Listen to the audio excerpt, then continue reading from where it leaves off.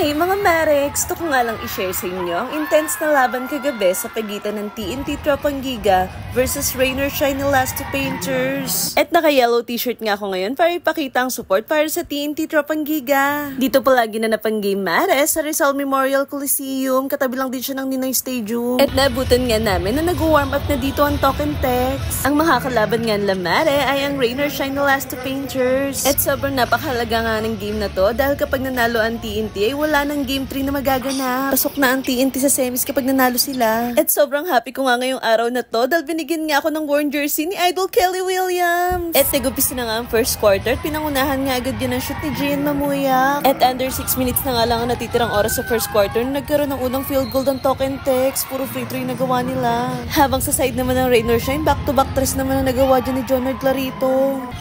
At dito nga, nag-umpisa ng umambag ng punto si RR Pugoy.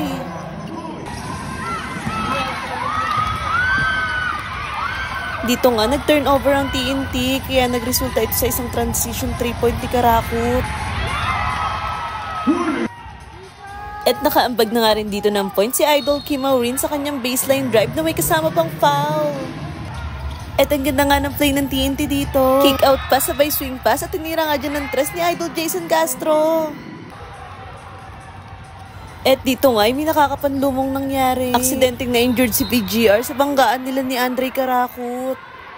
Talagang ininda niya ng todo dahil halos di nga siya makatayo dyan at talagang sumisigaw pa siya sa sakit. Pero sinubukan niya pa rin mag-free throw dyan at na-shoot nga rin niya yung dalawang free throw. Pagkatapos nga ng free throw na yun, halos hindi na siya makagalaw. Kaya kailangan na siyang isab at buhatin papuntang dugout. At diniretso na nga daw siya dyan sa ospital. Get well soon, Big GR. At dito nga ay bumawi na ang TNT sa pamamagitan ng 3 points ni Idol Kim Aurin. At nasundan pa nga na isang kick-out pass ni Idol Kim Aurin kay Glenn Kubuntin kaya naka 3 points siya dyan. At natapos nga ang first quarter sa score na 31-25 at lamang nga ng 6 ang TNT. At nagumpisa na nga ang second quarter at pinangunahan nga agad yan na isang layup ni Nokum.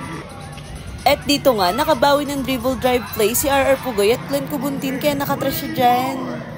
At naka back-to-back 3 points pa nga si Idol Glenn Kubuntin dyan. At nasundan pa nga yun isa pang 3 points ni Calvin Oftana. At dito nga, sunod-sunod na nga ang pagtira ng tres ng mga TNT players, pati si Kim Montalvo nakatres na rin. At sumablay nga dito yung tira ni Calvin Oftana, buti na lang nadampot yun ni Paul Varilla at naka second chance point siya dyan. At dito nga, nag-go hard to basket si Jewel Ponferrada, kaso sumablay yung tira niya, buti na lang na-putback niya to. At ito naman yung screen ni Jewel kay RR Pugoy, kaya matiwasay siyang nakapag-driving layup dyan. At sa kabilang side naman, isa rin to si Karakut na gumagawa para sa Rain or Shine.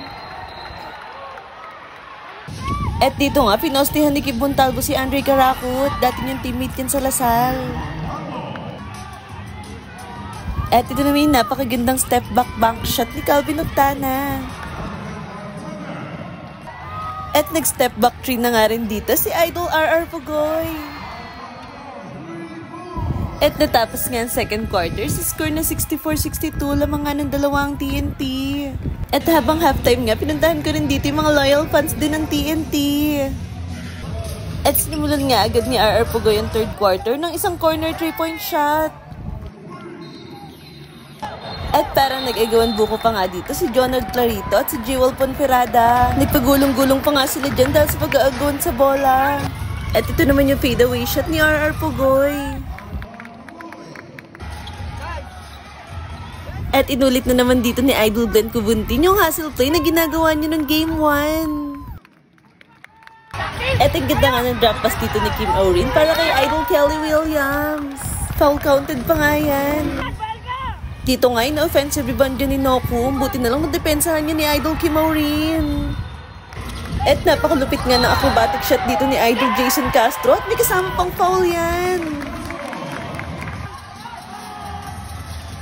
At ito naman yung corner 3-point shot ni Idol Kim Aurin dyan.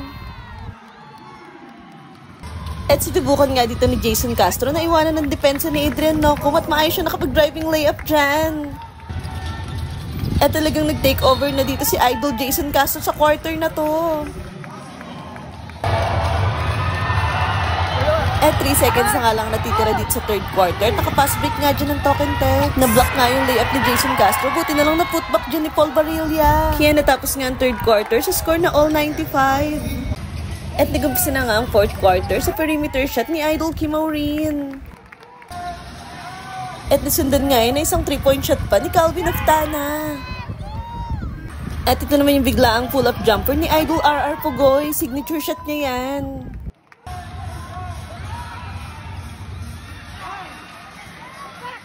At dito nga, napeke ni RR Pugoy yung dalawang player ng Rain or Shine. Lumusot siya bigla dyan at nakashoot pa nga.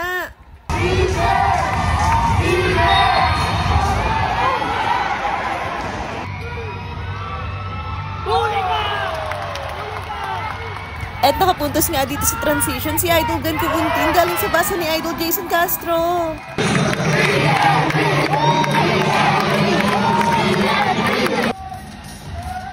At sobrang swabe nga dito ng 3-point ni RR Pugoy. Talagang swak to swak. Kaya naging 109-108 na nga yung score. Lamang na nga ng isang TNT.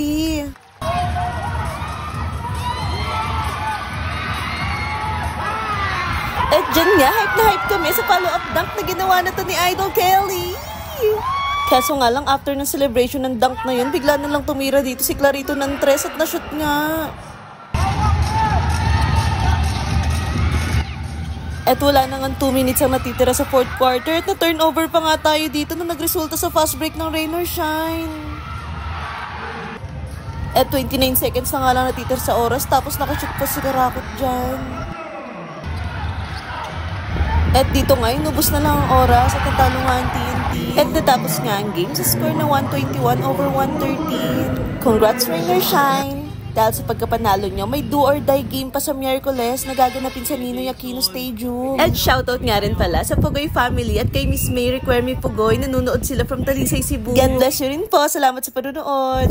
At ganun din kay Rainier Steven Suarez at kay Rich Peds Ams na lagi nanonood ng vlog ko. Maraming salamat sa inyo. So yun lang mga mare. See you sa Game 3. Salamat sa panonood. See you sa next video. Babush!